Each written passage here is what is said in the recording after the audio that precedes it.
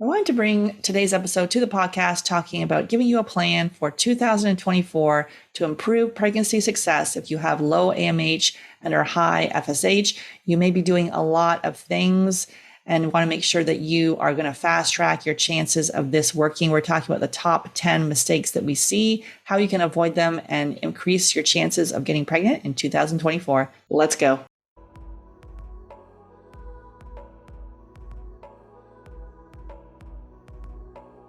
Okay, so we're talking about the plan for 2024 to improve pregnancy success. We'll be going through the top 10 things that we're seeing here. So first of all, focusing in on the AMH. A lot of times we're focusing on the AMH, we're looking at the wrong thing. So remember, AMH is not a predictor of pregnancy success. We have helped couples with extremely low AMH being told that nothing would work and they've gotten pregnant either naturally or with their own eggs.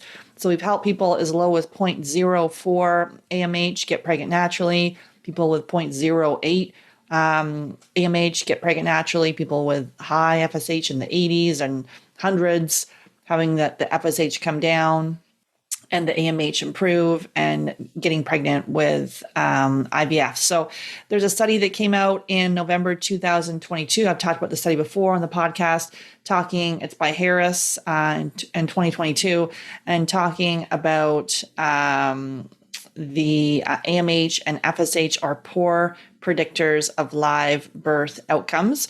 And so I'm just going to read part of this here. So AMH is an established marker of ovarian reserve and a good predictor of poor or excessive ovarian response after controlled hyperstimulation.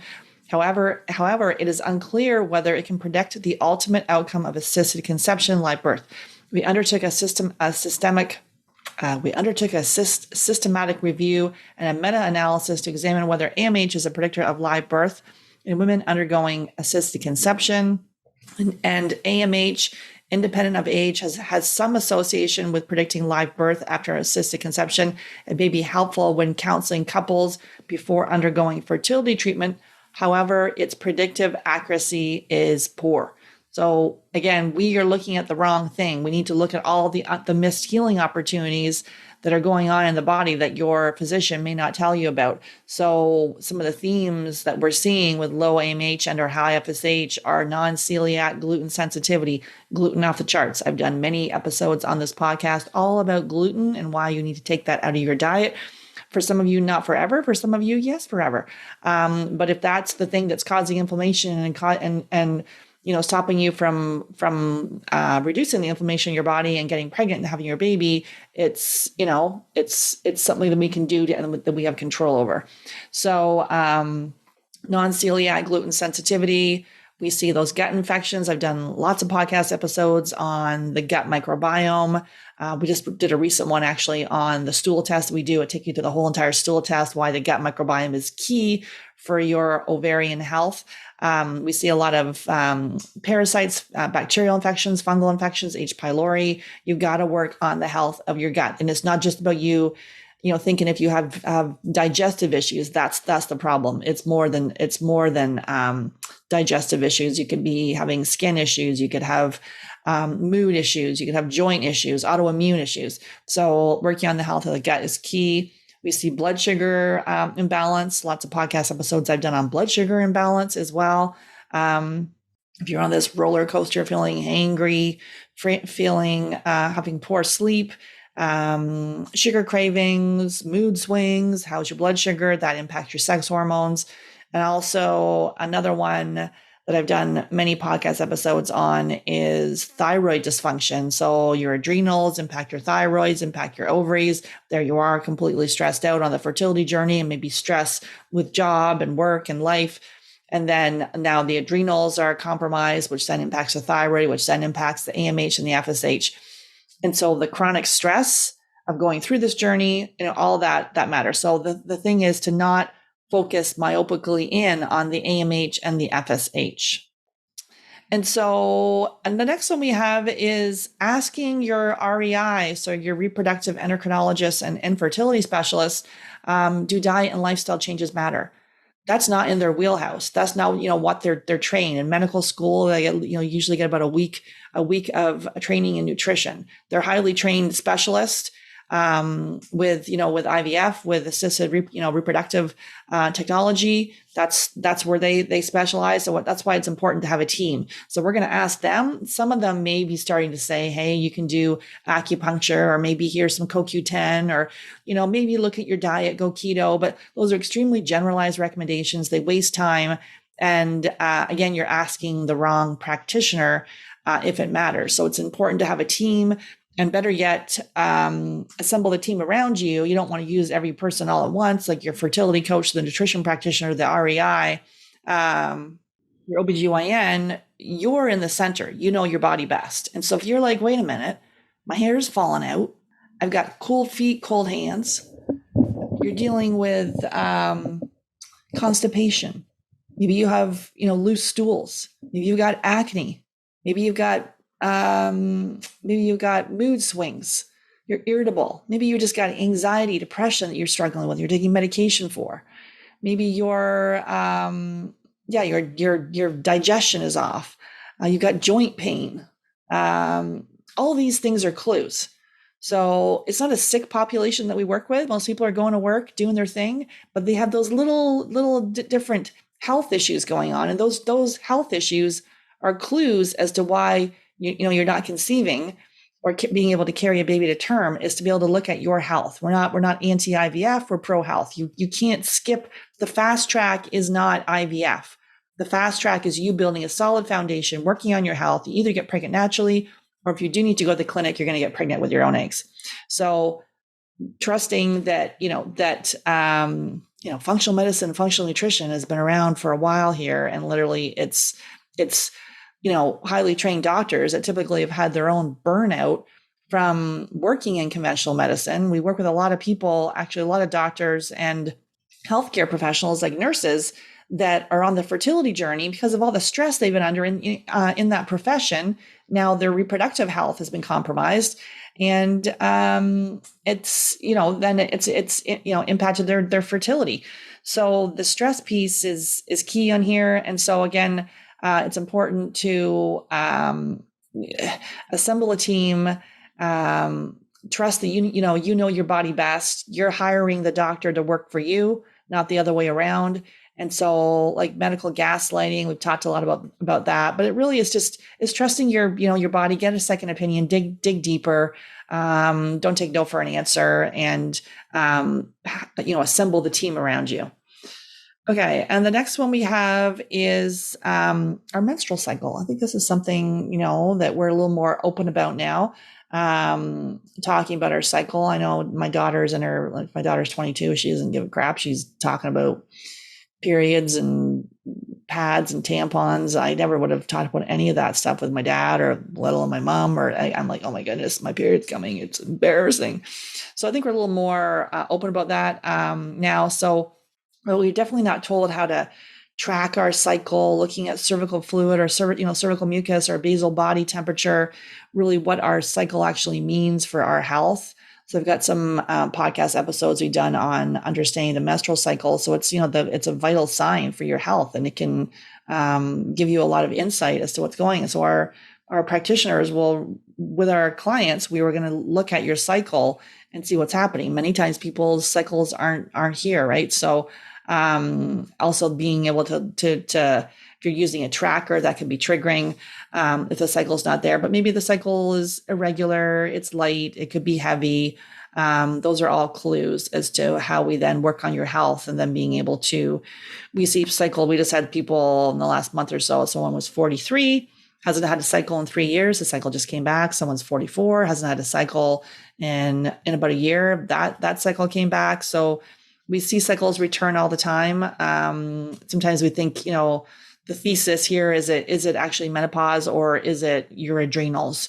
And so high stress with all this pressure we put on ourselves to conceive, and then then the cycle goes away. So, amenorrhea, and then we think we're in menopause, but what else is happening with our health?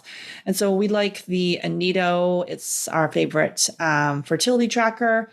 INITO. So you can check that out. Just use the code Fab Fertile 15 to save 15% on that. It's going to track your estrogen, your LH, your FSH. It will confirm ovulation using urine. So if you've got an iPhone, you just attach it to the iPhone. There's a little attachment at the top here, and then you just put the strips in, and then it really gives you some good data to use as you're on the fertility journey.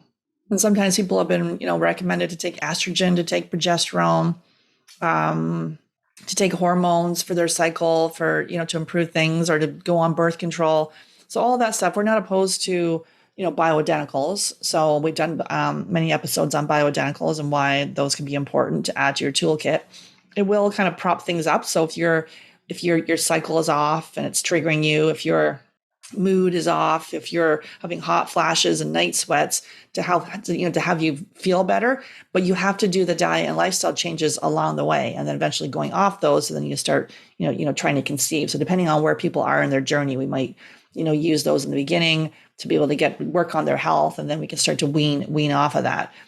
If you're on anything by your doctor, we wouldn't take you off of that, but it's being able to potentially use that the bioidenticals to help. But sometimes people are just like, here you go take an estrogen. And then is that the right move for you? Right. And so as you're trying to conceive, we want to work on the underlying issues of why your period and your cycle is off to begin with. So I've talked a lot about this next one, these generalized recommendations. Everybody's like, why don't you go carnivore, keto, paleo, do more plant-based?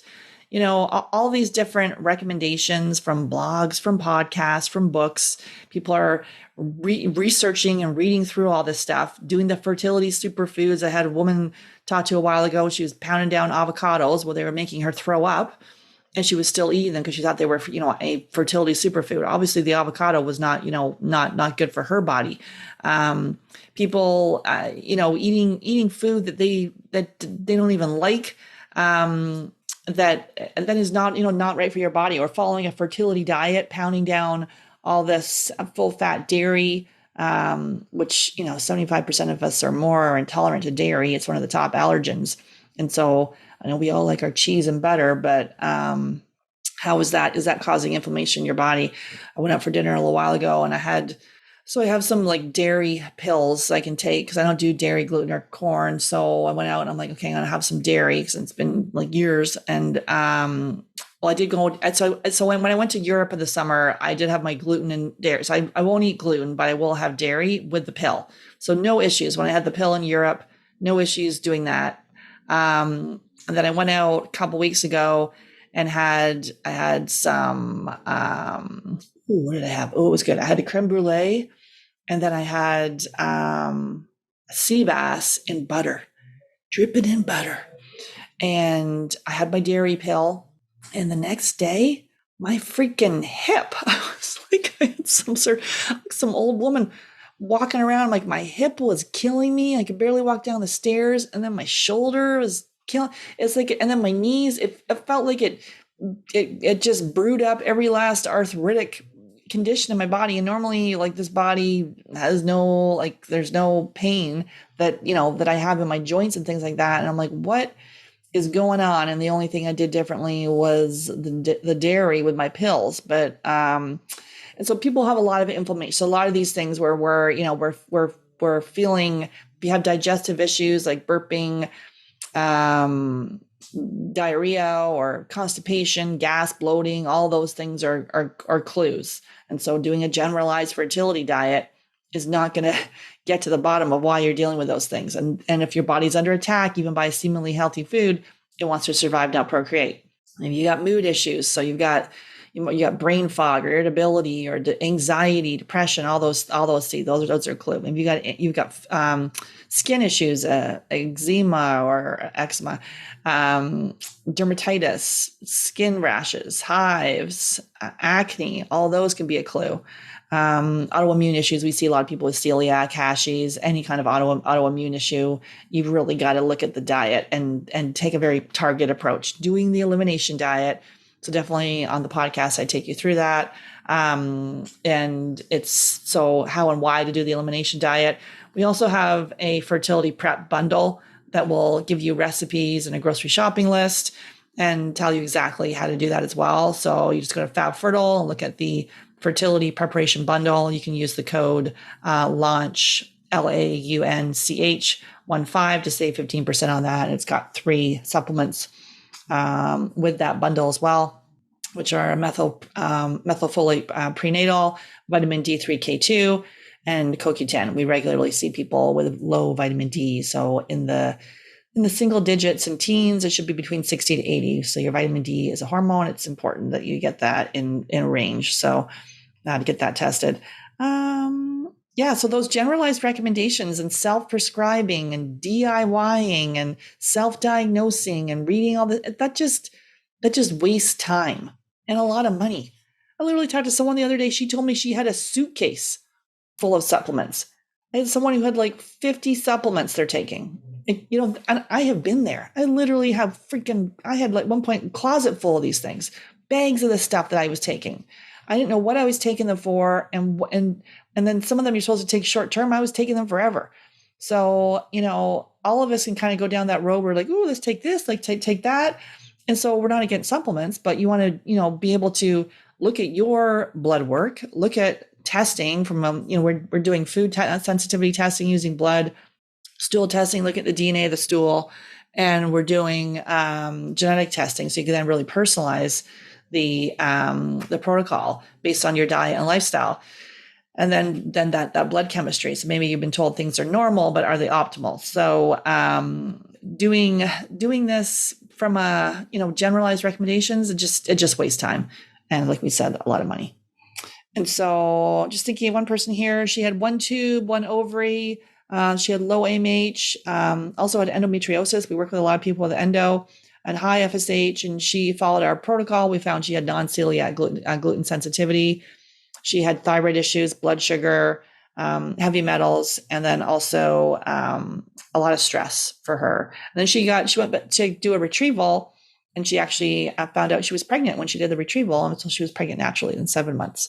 After being told she had 1 ovary, the 1 ovary, 1 tube, and the other, there was a cyst or a polyp growing on the other ovary, and they were thinking they had to remove it. But once she started to reduce the inflammation in her body came back online.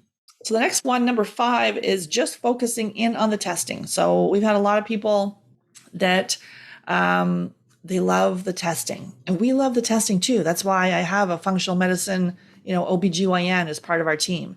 We have functional nutrition practitioners. We review the functional testing, food, stool, genetics, vaginal microbiome. Most of these I've done a podcast episode on all these tests. Vaginal microbiome, heavy metal testing, so nutrient deficiencies, and also adrenal testing. We love all that piece, right? So you've got the plan, here's the data. You can then determine when it's time for you to go to IVF. Because right now, your doctor's telling you should go, and you're just guessing and thinking next month seems right. But maybe your adrenals are tanked. There's no vital reserve left for you in your own body, let alone carrying another body. And then you end up having a miscarriage, or the cycle is canceled because there's no follicles, or, they can't even, things aren't working for you. So, and so the testing piece is key, but it's also equally as important for us to look at the mental emotional. And sometimes people are like, I just want the tests. Give me the test. I don't want to do that other stuff. I'm fine. I've already got my mindset worked on. Typically when someone says that, they don't have their mindset nailed in, because this piece of the journey, and even if you have a therapist, does that therapist specialize with fertility? Do they do day in and day out work with people that are on this journey, that have gone through loss, that have gone through miscarriage, have been told their eggs are chromosomally abnormal, have gone through failed retrievals? Do they speak to those kind of people that have gone through this on a daily basis? Because if someone hasn't experienced it, it is hard to be able to empathize and to be able to support someone. And so, so therapy can be good for, and we will refer out to therapy. But our coaching team is, uniquely positioned to help couples that are on this journey, because we've got many couples that don't even tell a soul that they're going through this. Other times people are, more open. So it's a very personal side of things, but it is being, the biochemical side of things and the mental emotional, like if we need to do EFT, so emotional freedom technique to help tapping, to work out trauma, out of the body. Sometimes we get a lot of like left brain people who love the testing and the kind of science minded, logical thinker. It's equally important. So more the masculine energy, the doing, achieving,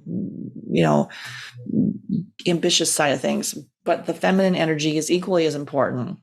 Going with the flow, listening to your intuition, looking at the signs, being able to know, trusting the process, that it's going to work out, that whatever will happen it's going to work out. However your family expands and comes to you, it'll be fine, right? And so right now we're in a very kind of panicked, trying to control everything and over analyzing it, and stuck in that masculine energy. And so either leaning in on your faith, leaning in on your intuition, and being hopeful. Because if we're not hopeful, like if our hope has just been, because it's been beaten up, a lot of times we've gone through this cycle, like failed cycle after failed cycle. Things haven't worked. We kept going because we're resilient. We keep going and going. And then, the body can only take so much. And the mind, even though you're probably able to cope and you're like a strong minded person, this is like a lot of stuff to be able to go through. Right. So to have someone to listen, to give voice to that, so you can start listening to the little thing inside of you that's telling you, either work on your body or trust the process, or you already are fertile, or just that place inside of you that knows those things are going to be okay. Because a lot of times we've outsourced that. We listen to everybody else and we forget to listen to ourselves. So the mental emotional side of this is key. We need to do that inner work. That's where the peace will lie. That's where the impatience will start to drop away. And not feeling that impatience and the panic, and it's where our eggs are too old, we're too old, all this panic stuff, which doesn't serve us. And so we've got to equally work on that piece. Otherwise, you're going to self-sabotage yourself on the other side, do this for a little bit and then go do something else instead of going, this is not about going wider. It's going deeper into how do we tweak the food? Is there, with the adrenal, how do we nourish your adrenals? How do we then set some boundaries at work? Maybe, plus 50 hours. Is that really serving you? We want you to basically, mother and father yourself now before your child comes. So if you're working 90 hours a week or 50 plus hours a week, when the baby's in daycare and you get a call and he or she is sick, you've got to drop everything. So we need to drop everything now so we can get our body in the best shape. So that's that, focusing in on your mental health. Number 6 is sometimes you want to get a local functional medicine practitioner. And there's many of these practitioners, they're because they've gone through their own health crisis, being in healthcare and exhausted themselves. They found functional medicine, got trained in it, and now put the shingle in and have opened up shop, but they don't specialize in fertility, right? And so I've got many people coming to me saying, I've done all these tests and I got a protocol, but it didn't work. Well, because the person didn't specialize in fertility, they're not able to see the themes that we see on a daily basis, right? So a practitioner that's looking at this regularly, and so you can just do a lot of expensive supplements, a lot of expensive tests, and maybe they forgot to test your partner. I can't tell you how many people come to me. They're like, I've done all this work. No one's looked at him. No one's looked at his semen. No one's looked at his blood chemistry. Even though they're showing his semen is fine, especially when it's not, you've really got to look at his health and then say his health is perfect. I haven't found a man that is in the program that all his health is perfect. There's always things we can do to optimize that. But let's have him involved with the relationship. How do you deepen your relationship? This journey can pull you apart or bring you closer together. How do you guys get on the same page? It's not just about him being strong for you. He has feelings about this as well. He needs support. He needs to have he wants a family just as badly as you do. So, a local functional doc is, they're going to miss all these things. And so it's important to have the support, the mental emotional side of it, and someone that actually specializes with fertility. And in this case, with low AMH and high FSH, what we do day in and day out, right? There's specific themes we see with this. And so a lot of people, when they have that diagnosis, like this is not their first kick. You have already done a lot of work. And so it becomes about the tweak and becomes about, making those targeted changes, not wasting time with someone that doesn't specialize in this. And then many times so number 7 is not focusing on the foundational pillars. Many times we're like, ooh, let's do those tests. So we're going to do the food and we're going to do the microbiome test and heavy metals and adrenals. And we love all the tests. So that's why they're there. But while we're waiting for the tests, we need to work on the foundational pillars, which are nutrition. So we do the elimination diet, take out the top allergens for 10 days, systematically reintroduce, see how food impacts your body, have more fats, have more protein, and really being able to, get yourself off that blood sugar roller coaster. So really, really going back to basics on the diet. If we find that you have a high gluten sensitivity, really being able to commit to that. Maybe the whole household needs to go gluten-free. Because if he's having gluten and you're sensitive to it, even him having a beer or a pizza and coming kissing you can cause a reaction in your body. So looking at the basics, so the diet that's right for you, looking at movement, not about over exercising, doing all these, CrossFit or high intensity interval training and saying, I've always done that for years and not being able to give it up. But like if you're someone who likes that high training, going to do bar Pilates, walking might be not enough. You can still do weights. You can still do some cardio. You just don't want to be over vigorous on it. And we can look at the adrenal testing and see what's showing up there. Movement and sleep. Many times people are, they got FOMO.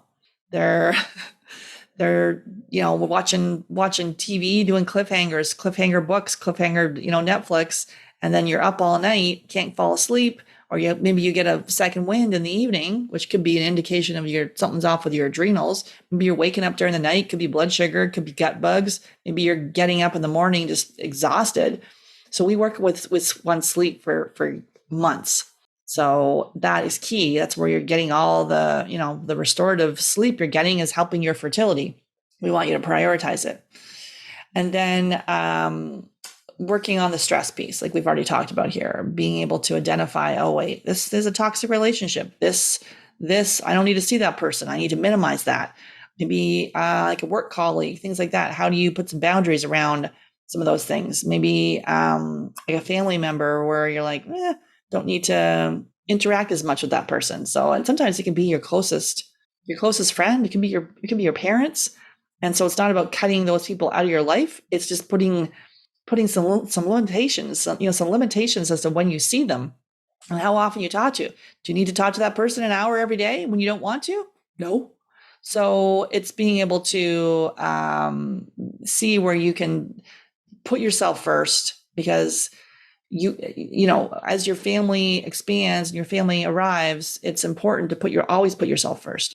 So it's practicing now, putting yourself first, and working on your health. So those are the basics. And then there's also foundational supplements too. So taking a methylfolate prenatal, doing that vitamin D3K2 for your vitamin D, doing an omega, which is key, doing CoQ10, doing a probiotic. And so those are important foundational supplements. You can check out the Fab for Life Naturals. So it's FFLnaturals.com, and for our full supplement line there. And you can use Launch 15 to save 15% on those supplements. All professional grade, science backed. So the foundational piece is key. Number 8, I see so many people doing the PRP, ovarian rejuvenation. So taking blood out of your body and then putting it into your ovaries. Thing is, if you have inflammation in your body and you're doing this, then you're putting, inflamed cells into your ovaries. So it is key because I can't tell you how many people I see that have done the PRP and it hasn't worked. And PRP, if you look it up, it is the Wild West. It is early on, but they say they have a very high success rate. But with I don't know the studies on that piece of what they're of who they're having this high success rate. Obviously, we're seeing people that it hasn't worked. They've done 1, 2, 3 PRPs, and even though it might have like woken up the ovaries, nothing has worked, and they weren't able to carry a pregnancy to term. So the PRP may be part of your toolkit, but you need to work on your health first. So at least 6 months doing, targeted diet and lifestyle changes. And then if you like to then decide to do PRP, that may be the right time to do it. Doing it before you haven't taken targeted changes. And even though you probably read, it starts with the egg. I've done a whole episode on what to do after you've read It Starts with the Egg. So definitely check that out. You've probably read that, made a lot of changes, taken all the supplements. But again, those are generalized recommendations. You got to do it in a targeted manner to see what's right for you. And that's when would potentially look at PRP. But maybe at that point, you've improved things so much that you're pregnant naturally. You don't need it. So again, clinics are looking to see, people with low AMH or high FSH, diminished ovarian reserve, premature ovarian insufficiency. Typically IVF can't help them. So they're using this now to be able to make some money, because this practice will vary all across the world. I got people in Beverly Hills telling me they spent like $7,800, Ohio $3,000, India $500, like all over. It's different price all over the world. So So being able to look at that. And then the next one we have is what to do. So you keep getting like poor egg quality.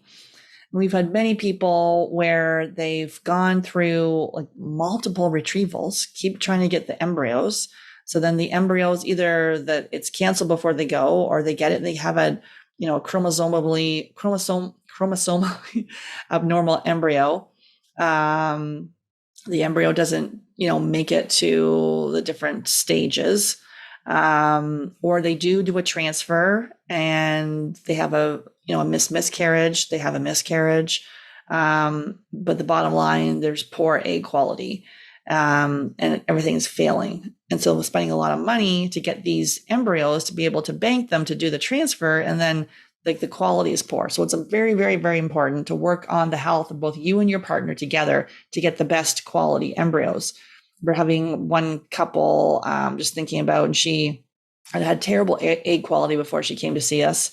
And then we worked on her. She had endo and low AMH, and we worked on her health. And she had blood sugar issues. She had non-celiac gluten sensitivity. She had a lot of inflammation in her body, even her partner carrying her across the threshold when they got married. She was like, just him touching my body killed, so painful. And there was heavy metal issues with her, and then also adrenal stress. And then she did the program, followed our Fab Fertile Method, and then she went to her next retrieval. She had a beautiful retrieval, great quality embryos, did the transfer, and then recently showed us a picture of her baby boy. So this is after, you keep doing the same thing over and over again, the definition of insanity. And so it's like, you've got to work on your health. That's what's going to improve the quality of the egg and the quality of the sperm, both of you doing it in tandem. And then the last one, number 10, is going to IVF too early. We are not anti-IVF. We're pro-health. The fast track is your health, not IVF, not pumping your body full of hormones, not doing this over and over and over again, spending over $60K, because it takes an average of 3 cycles for this to work. And then no one has looked at your health. How's your how's your pregnancy? How's your postpartum period? How's the health of your children? All of this piece. I know we're in a society where we say, trust the doctors, but that is there. We need to work on our health first. And now we're fortunate enough that we have access to these tests. We can take a very targeted approach with this, using the testing, getting the data, being able to optimize our bodies in the absolute best way to then know when it's time to go to IVF or getting pregnant naturally, obviously, because most people have gone through, multiple failed IVFs. It is heartbreaking. The financial strain of this, the impact it has on your relationship. And you haven't addressed those underlying conditions and reasons as to why it's not working. And so, again, we're not anti-IVF. It's pro-health and not myopically focusing in on this AMH and FSH. It's like, what are those missed healing opportunities from a thyroid dysfunction, adrenal insufficiency, blood sugar imbalance, iron deficiency? We see a lot of people that are anemic. Definitely check out that podcast episode on iron deficiency. A lot of that is tied with the thyroid. We see also gut infections, like we've talked about a lot here, and what else? Yeah, so the gut, the food, the environmental toxins, so the toxic burden we're all under, all the toxic, we are exposed to over 85,000 chemicals. So it's not to panic and do all this at once. Is we take a very targeted action plan, use the testing, develop the plan, work on the mental, emotional stress, do this with your partner, do it in the comfort of your own home. You don't need to run around to all these different appointments. Obviously, some of the testing, you'll need to go to your doctor and get some of that done, but it's very, this is supposed to make you feel, better. Obviously, in the beginning, when we're doing some of the testing and then you're going to get your protocol, there's going to be some supplements. So sometimes people get a little stressed out about that, but it's for a targeted amount of time. And you know why you're taking them and what it's for. And you'll have a plan. As people ask you, what are you doing as you go through the holiday seasons? Do you have kids yet? How long you've been trying for? Or when are you going to give me a grandchild? That kind of stuff. When you're trying is devastating to hear and like triggering and frankly annoying. So and sometimes we don't know what we can do. Maybe we think the only thing we can do is go back to IVF, spend tens of thousands of dollars and wipe out our savings and still not have worked on our health and still may not have a baby. So, because we see it all the time with like multiple cycles people have been through, spent tens of thousands of dollars. And even if this is covered by your insurance, how is your mental, emotional health with going through all this, all the hormones that you're pumping in your body? How is that impacting your health long-term? We don't know. Like to do it that many times. So we want to work on your health, improve the chances if you do need to go to IVF, getting pregnant with your own eggs. So like we said, we're doing food, stool, genetics. We could do hair, vaginal microbiome, blood chemistry review for both you and your partner, review of the semen analysis as well, making sure everything is optimal. Coaching to actually help you implement these changes. You can get the results of the test. Here's your protocol. And you're like, I can't even implement this into my life. Someone to guide you along the way who specializes with fertility, people that are specific triggers. Like when you're on the fertility journey, even like your place of worship, social gatherings, relationships, all of these, this impacts every aspect of your life because everywhere you go, you may be, encounter pregnant bellies, babies, baby showers, gender reveals, all of these pieces. And so to have someone to be able to talk about it is key. And that's what reduces inflammation, gets you out of the fight or flight, and has your body knowing it's safe to procreate. So at the end of our program, you'll either be happily pregnant, or if you do need to go to the fertility clinic, you'll have dramatically improved your chances of pregnancy success because you've optimized your health. And like we said, we specialize in tough cases such as AMH, low AMH, high FSH, diminished ovarian reserve, premature ovarian insufficiency or failure.